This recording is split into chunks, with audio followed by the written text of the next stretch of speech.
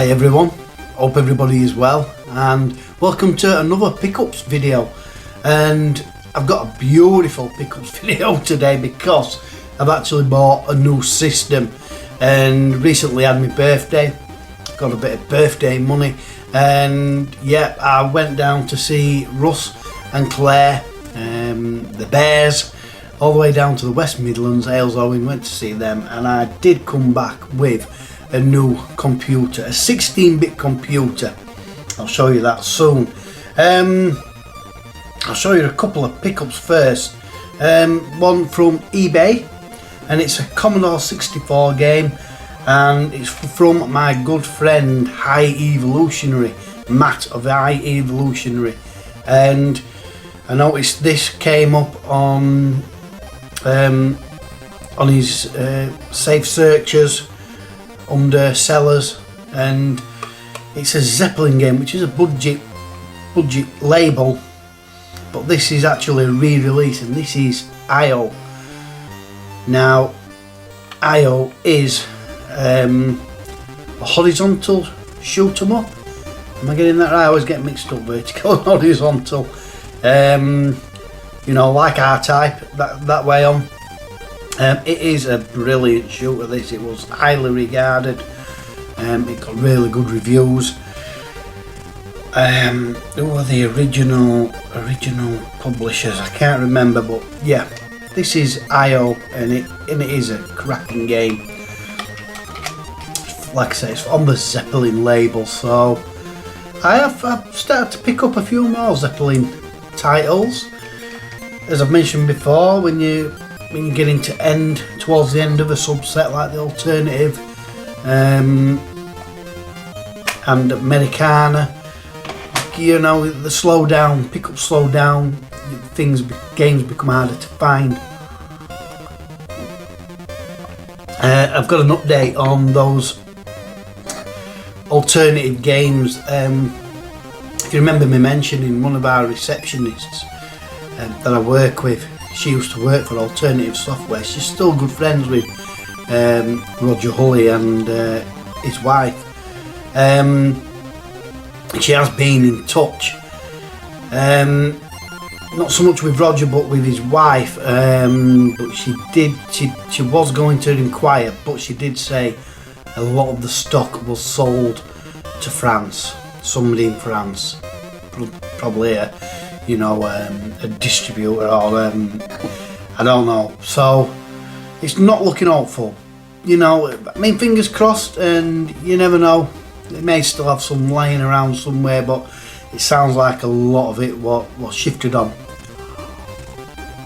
It's just fair enough, you know. I don't suppose anybody at the time, back, you know, some years ago, thought that retro game collecting would be a big thing like it is. So yeah, that is an update on that.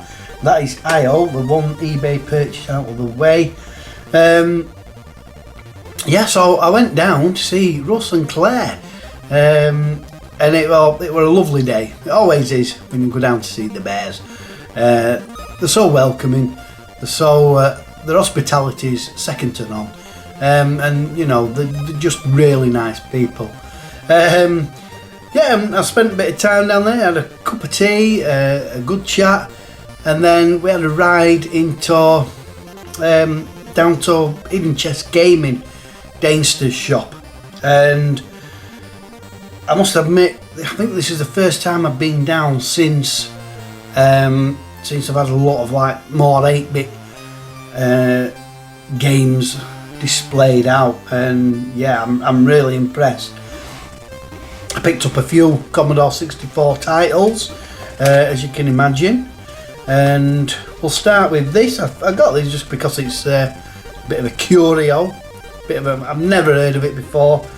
I have heard of the publisher Bite Back. I think they were another budget label. This is Auto Test Simulator. I'll show you the screenshots. Very basic looking. I think it's sort of designed to help you pass your test. If that were possible with a Commodore 64. steer your cart around the course and try to beat the clock, pull, handbrake turns and J-turns, whatever they are. But yeah, a simple looking game. It's probably a lot of fun. I've never played, I've never heard of it, so... yeah, buy it back if you look at the bottom, the $2.99 label. So that is that one. These were from Hidden Chest Gaming. You know, ignore the price stickers because Dana, he always does a good deal, and he did so with these. A Zeppelin title, and again, one that I've not really seen much of this. Jockey Wilson's Darts Challenge. I used to love old darts. Jockey Wilson, John Lowe, Eric Bristow. They were good times. When they used to drink beer and smoke cigs on stage. Brilliant. But yeah, so that I'll go nicely into the Zeppelin collection. Another Zeppelin game, and again, one I've not heard of, and this is Para Academy. I'm assuming it's, you know, a budget version of Combat School. The screenshot's a little bit tricky to see on this one, but yeah, I think there's a series of you know tests where you're wiggling joystick to move the para, maybe some firing range based activities, stuff like that. I don't know because I've never heard of it, to be honest. I will try and get little snippets of footage for all these games I'm showing. Be interesting to see myself. I've seen this following game, many times on eBay, and it's always been going for about £10 to £15. It's a Software Projects release, and this is Dinky Doo. You know, I like Software Projects as a publisher. You know, they released Manic Miner and Jet Set Willy. Nothing really on the back other than the cassette. Yeah, so I don't really know what Dinky Doo is, but we'll try and find a bit of footage. Cute little character, some green little whatever it is with feet. That's Dinky Doo. And then I found one on the Players range. Again, Players, I've still got a few to pick up for Players. There's Players and there's Players Premiere. This is Radius, and I'm not overly sure with this neither. I did think it was a horizontal shoot 'em up, but looking at the screenshots, I think it's fair to say it's not quite. I don't know if I've mentioned it before. There is one Players horizontal shoot 'em up, Tanium, I think it is. It's rock hard. It's solid. It's weird because I used to play games like that for weeks and months. They probably hold my attention. They probably hold my attention nowadays for about 5 minutes. I think my attention span just waned that much over the years as I'm getting older. I'm just trying to suck my tea off a bit quicker because it's going a bit cold. Yeah, I keep staring away from this computer. I'm going to show you separate footage of it because I have got it here, but I've got the games piled up on it. But yeah, it is an Atari ST-FM, and it's a computer I never owned.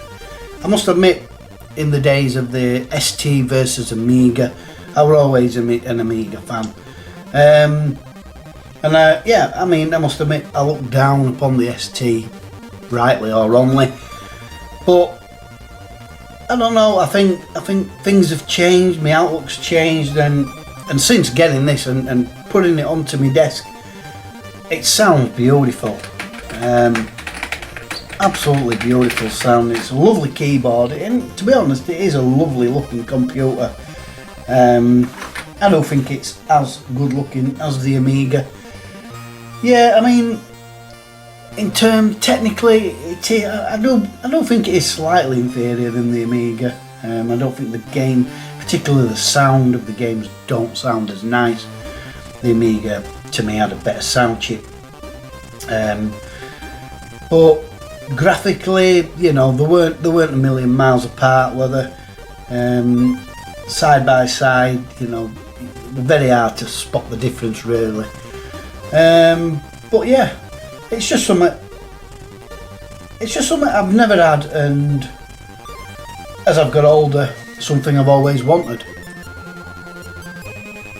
And I'm glad to say now that I've got it, and it is going to sit on my desk here, and I am going to make use of it, because I'm going to do this for the Commodore 64, but I've never got around to it, and with my Commodore being tape based, it was a bit lengthy. It's a shoot 'em up construction kit, and I really want to make some more games. I'm not a programmer, I've never been able to code, so the shoot 'em up construction kit is the only really software that enables me to do that. And yeah, I'm gonna make some games. I'm gonna do little vlogs on them. I'm sure somebody will be interested. But it's just, you know, it's there to be played and it's there to be used. At the moment, I did hook it up via the RF cable, the RF lead. You know, I mean, I knew it wouldn't, but I just tried it anyway, just on the off chance. But me telly won't pick it up. I have got a SCART cable with it, but the telly hasn't got a SCART input. This is the trouble with modern TVs, we just turn into HDMI. But I have ordered off eBay some kind of adapter from SCART to HDMI. So I'm going to be able to play it at some point. I've no idea how to load games or anything because I've never owned one. I don't know what operating system it uses. I've always been used to Workbench and the Amiga, but I'm sure I'll work it out. Anyway, back to and this ST, it's in lovely condition. The box is in really good condition, and it does come with the pack of games, which the power pack, and there's loads of games on it, and I'll show you a bit of footage of what games is on it. But you know, Claire did say to me, look, this pack is very, very hard to find in its condition that it is complete. So you know, that is a big thing for this ST. You know, everything's in brilliant. I mean, it always is. Anything is from Claire. You know you're getting a good product from Claire. You know it's been looked after. It's been you know, serviced and what have you. I trust Claire 100% with anything that I get off her. So yeah. Anyway, back to all the games, because then from Hidden Chest Gaming we went to Vintage Gamer. It's just a free for all in there, you know. There's just bags of stuff in it. And the owner, Nick, is it? He did recently have a big, massive video game hall come in, and he told us that there's few bags at the back, full of 8-bit software, and there were Commodore 64, Amstrad, Spectrum, bin bags full of it. And we were trawling through those. I wish he could really get everything set out. I know he probably ain't got the time and the space, but yeah, I reckon sometimes it would be easy to miss things. Anyway, I did pick up 2 games. The first one, I think I've got this on it, Squad, but This is the original clamshell release. It's Transformers by Ocean. Me and my mate played this for God knows how long. It was hard. All 8-bit games were hard, but we just loved it. We did love it. We would spend incredible amounts of time on one game. It seems inconceivable now that we would. But I think the thing is that, like, though me and my mate Kevin, that's what I'm referring to, we take it in turns, so you know, it wasn't like we were constantly on a game and got bored. We were taking it in turns, you know, and we're always getting that little bit further each time. It was good, it was. And then another one, and I didn't realise actually, but I mistook this game for something else, but incredibly, luckily, it turned out just as rare. This is Out of This World, and I'd mistook this for a certain horizontal shooter, which I thought was really rare. Well, it's pretty rare, but it turns out that this is quite hard to find as well, so I was lucky. I think when they were looking for prices, I don't think anything showed up for this. A psychedelic experience. Now, when I realised what this was, it's basically Fantasy Zone. You know, from the arcade little OP spaceship. That's basically what it is. I don't know if you can zoom in on that screenshot. I know that don't look like Fantasy Zone, but and the cover is quite sinister looking. Obviously the C64 version isn't as colourful as, you know, the arcade or the Master System version of Fantasy Zone, but it is basically that game. Just a bit grittier looking, and yeah, he did me those two for £10 each, which I thought were fair, because I must admit that Out of This World, I was expecting him to turn around to something like £30 or £40. The game I've mistook it for was Phobia, but again, that is another, it's a pretty rare one for Commodore 64. Brilliant game, and to be fair, that looks a decent Fantasy Zone rip-off. Next, we're on tour. A few freebies that I got off Mr. and Mrs. Bear. Claire come down with these 2 crates of all different games from different systems, and she says, there, have a look through that and see what you want. So I picked up a few. I've got John Rickman's Match Day 2. Commodore, isn't it? Yeah, Match Day 2.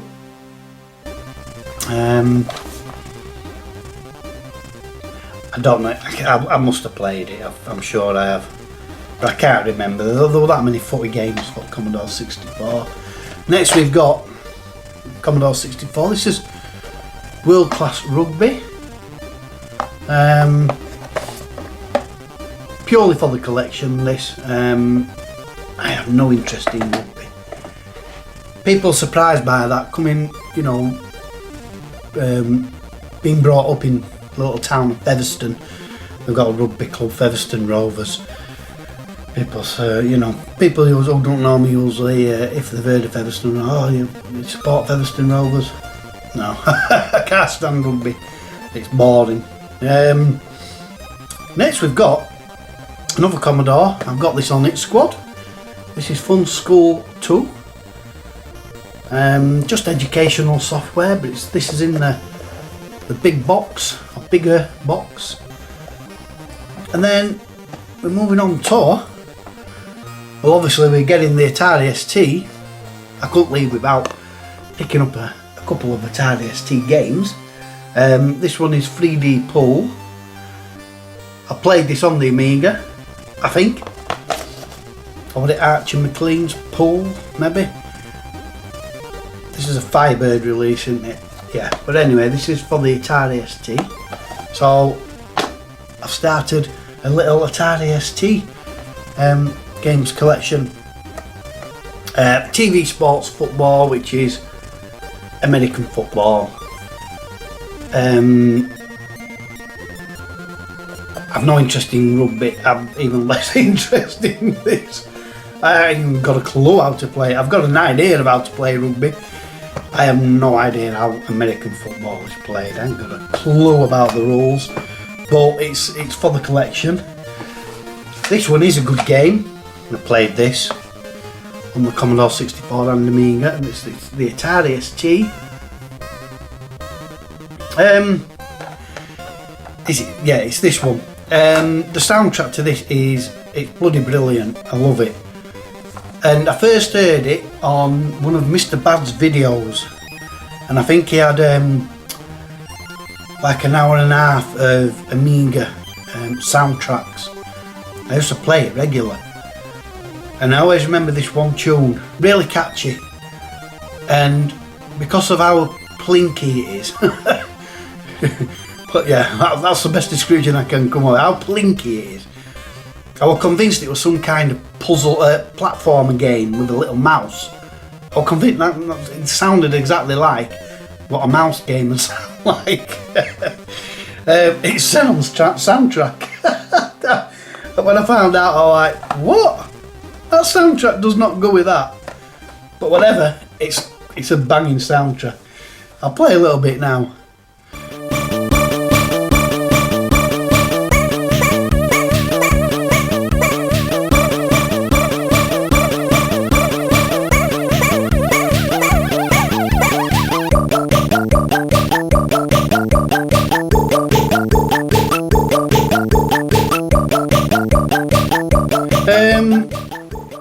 And then this one, Discovery Extra. I think this may be.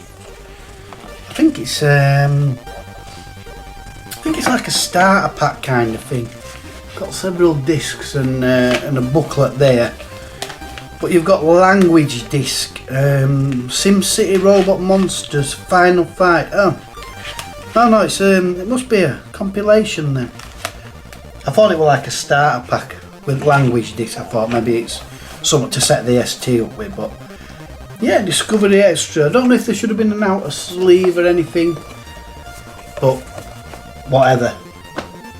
And then lastly, I got these discs because there is stuff on these. And Claire has put a little post-it note. Games disc 5 and 6 had loading error. But you know, and then that's Amiga storage and Amiga extras. But to be honest, I want these as blanks. I need these as blanks to save me shoot 'em up construction kit progress. Save me games on. So I know there's some games on here, but like I said, I'm tempted to just use them as blanks. Creativity disc, games disc, Indiana Jones and the Last Crusade, Dragon's Breath, Blood Money, Anarchy, Outrun, Super Cycle. Well, no, Outrun's a dire game. I don't know about Super Cycle, so you know, I'm not bothered if I overwrite those. But yeah, that is it. And like I said, it was Sunday the 13th of January that I went down. Absolutely lovely day. Really enjoyed it. But the day just goes like that. It's always the case when you go down and, you know, see somebody, see your friends. Yeah, it was nice to see Damon again. He hasn't changed one bit. He never does he? But that's who he is, and it's brilliant. He's such a good laugh. And yep, it's a Sunday morning, and I'm off to my mum and dad's for a nice Sunday dinner. as a Sunday dinner, or some people call them Sunday roast, for a good while. So I'm looking forward to that. I'm going to start myself all morning, so I really enjoy it and stuff my face at dinner time. So anyway, thank you everybody for watching, and until next time, see you later.